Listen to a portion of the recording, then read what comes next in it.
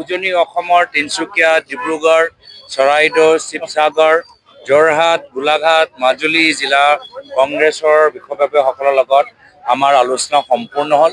এই আলোচনাত এটা বিশেষ গুৰুত্বপূৰ্ণ কথা উল্লেখ কৰা গ'ল যে মুখ্যমন্ত্ৰী হিমন্ত বিশ্ব শৰ্মা ডাঙৰীয়া যথেষ্ট কৌশলেৰে অসমৰ ভোটাৰ তালিকাত বাহিৰৰ বিজেপি RSS কৰ্মীখিনি মানুহক সোমাবলৈ চেষ্টা কৰিছে, যাৰ ফলত অসমৰ ভৱিষ্যত অসমৰ মানুহখিনি নিৰ্ধাৰিত কৰিব নোৱাৰে।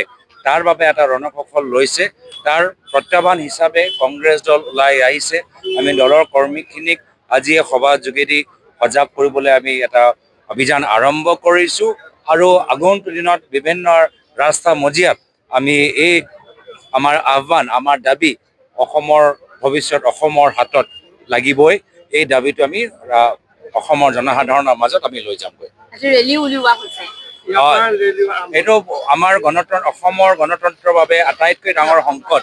আজি তাৰিখত খিলঞ্জীয়া ভূমিপুত্ৰ থলুৱা মানুহ ওচৰত চাকৰি নাই, মাটি পট্টা নাই আৰু এতিয়া তেওঁলোকৰ ভোটৰ মূল্যটো বিজেপি দল বিশেষকৈ মুখ্যমন্ত্ৰী হিমন্ত বিশ্ব শৰ্মা ডাঙৰীয়া নাইকিয়া কৰিবলৈ বিচাৰিছে, শূন্য কৰিবলৈ বিচাৰিছে। আমি অসমৰ মানুহৰ লগত ইমান ডাঙৰ ৰাজনৈতিক ষড়যন্ত্ৰ হ'বলৈ নিদিওঁ।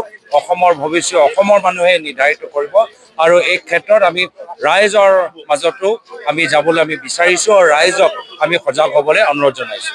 আজিৰ দিনটোত মুখ্যমন্ত্ৰীৰ AI যোগে ফটো বিকৃত কৰাৰ বাবে কংগ্ৰেছৰ প্ৰাক্তন বিধায়ক সহ 4জন নেতা কৰ্মীক গ্ৰেপ্তাৰ কৰা হৈছে CID চাইবাৰ। মোৰ মতে AI যুগত আমাক শুদ্ধ ভোটাৰ লিষ্ট লাগে।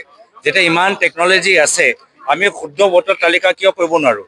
যদি চৰকাৰৰ ওচৰত কোনে কোনে কি ফেচবুক পোষ্ট আপলোড কৰিছে ইমান জলদিকে খবৰ পাই যায়, তো আমি এতিয়াও ভুৱা ভোটাৰ তালিকা কিয় আমি প্ৰকাশ কৰিছোঁ? সেয়া হ'ল মূল প্ৰশ্ন। আজি টেকনলজি ইমান এডভান্স হৈ যোৱা, প্ৰগতিশীল হৈ যোৱাৰ পিছতো ভুৱা ভোটাৰ তালিকা প্ৰকাশ কৰা একমাত্ৰ এটা ৰাজনৈতিক ষড়যন্ত্ৰ, যাৰ ফলত বিজেপিয়ে ৰাজতন্ত্ৰ অসমৰ ভিতৰত, ভাৰতবৰ্ষৰ ভিতৰত ৰাজতন্ত্ৰ আৰু চিৰকালৰ বাবে ৰজাৰ দৰে থাকিবলৈ বিচাৰে।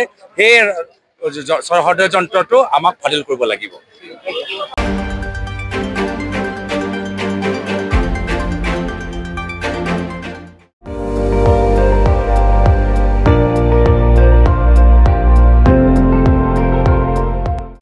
আপুনি চাই আছে ND24, সৰ্বশ্ৰেষ্ঠ নহয় সৰ্বোত্তমৰ দৌৰ।